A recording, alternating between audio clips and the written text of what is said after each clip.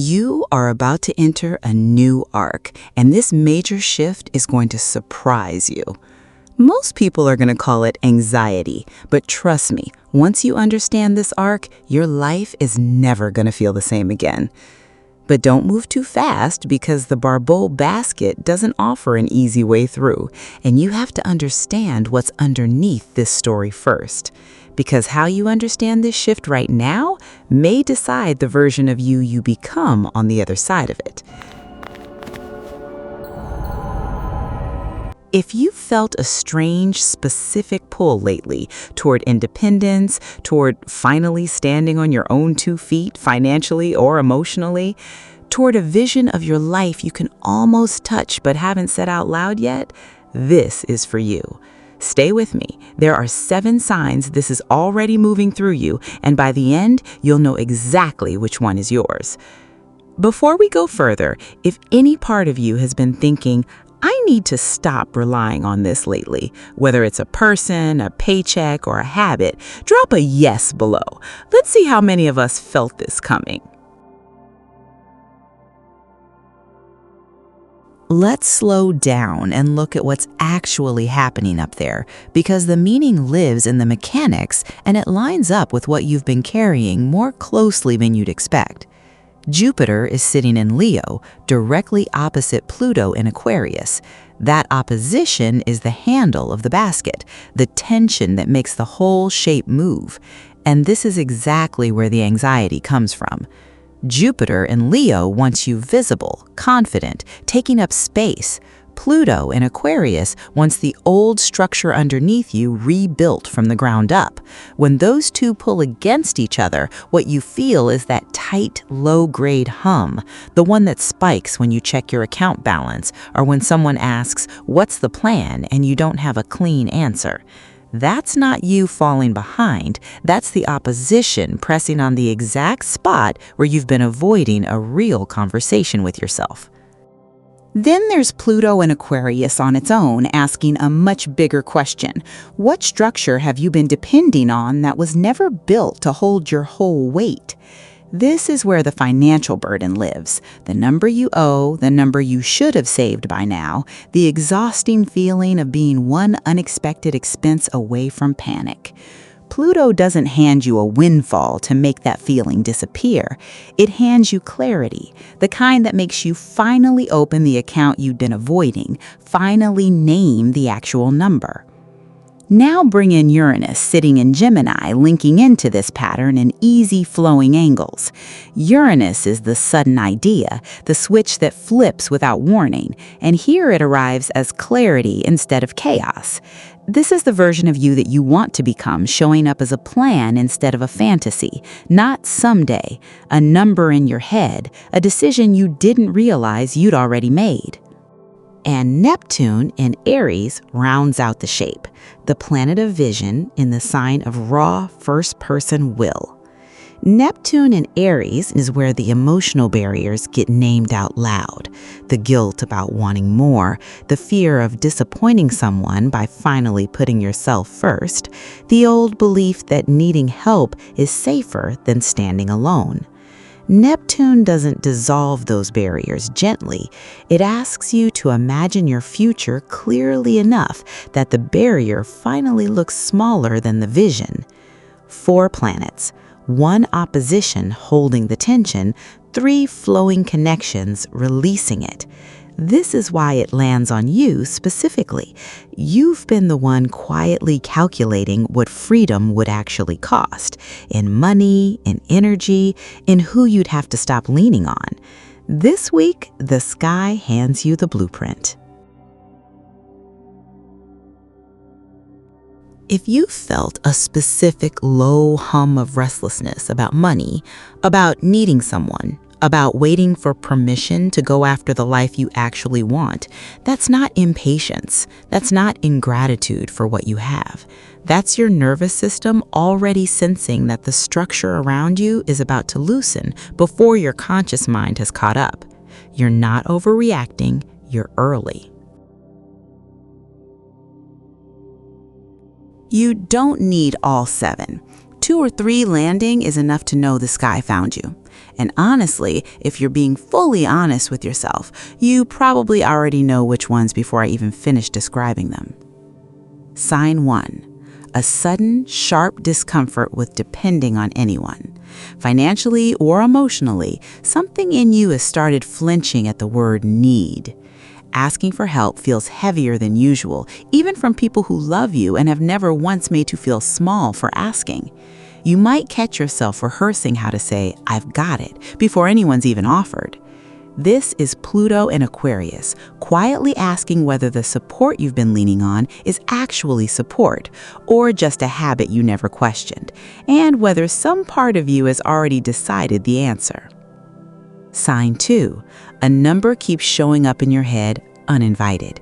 A savings goal, an interest rate, a price tag on the life you actually want, and it won't leave you alone, even in the middle of things that have nothing to do with money.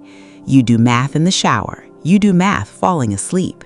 This is Jupiter in Leo refusing to let you stay vague about what you want.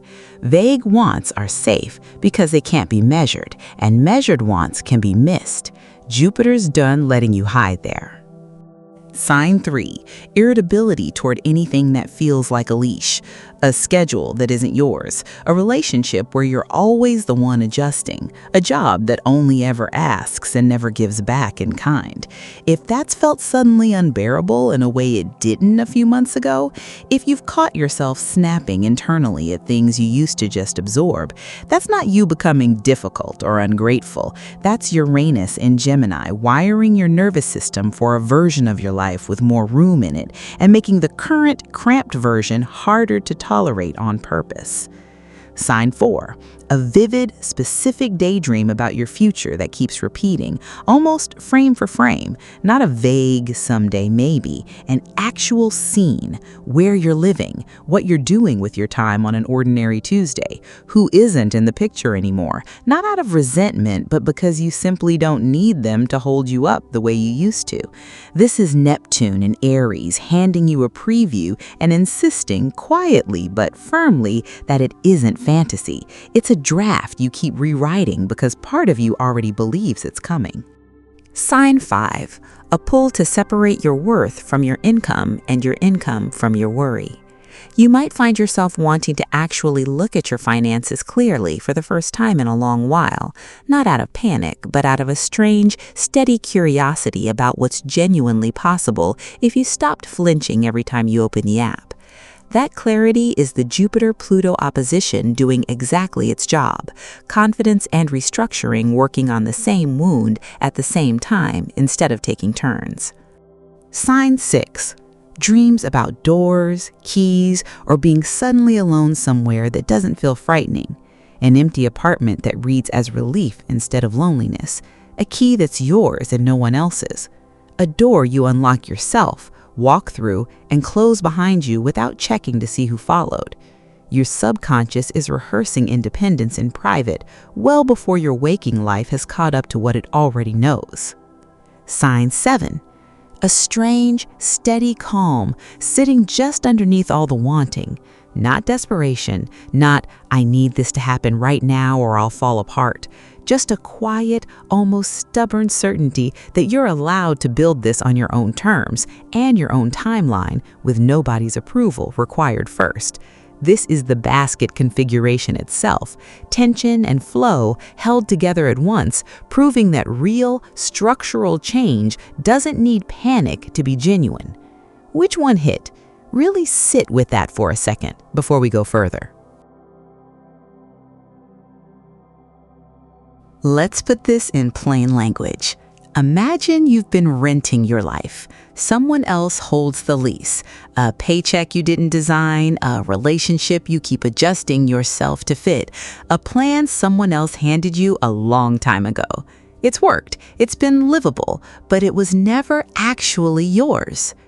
Pluto in Aquarius is the notice on the door. The lease is up for renegotiation. Not eviction, renegotiation. Jupiter in Leo is the part of you finally willing to say out loud what you actually want the new terms to be. Uranus in Gemini is the sudden idea for how to get there, the plan arriving faster than you expected. And Neptune in Aries is the blueprint for the place you're actually going to build instead of the one you inherited. This isn't collapse. It's the first time you've been handed the actual deed. This one leans a little more into ceremony because this arc is asking you to release something as much as it's asking you to build something. You'll need a piece of paper, a pen, and something small and solid you can hold. A stone, a coin, a ring, anything with weight. First, name the chord. Sit quietly and write down in one sentence the exact dependency you're ready to release. A person, a paycheck, a fear, an old identity you've outgrown. Be specific. I release needing their approval before I trust my own decisions is a chord.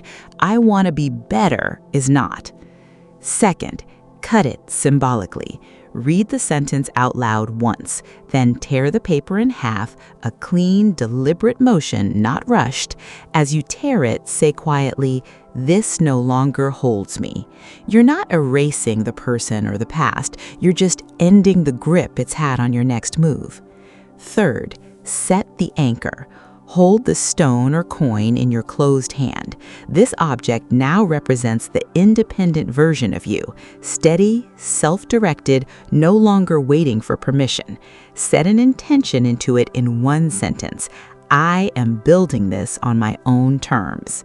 Keep it somewhere you'll touch often, a pocket, a desk, a nightstand, so the intention stays physical, not just mental. Fourth, close with breath, not thought.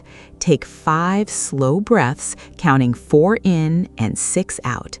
No visualizing, no planning. Just let your nervous system register that the cord is cut and the anchor is set. That's the whole practice. Small, deliberate, done. Now, comment of the day. Someone last week wrote, "I've been so afraid to look at my savings account, and I realized the fear was the whole problem." That's exactly it. You're not behind. You're finally looking.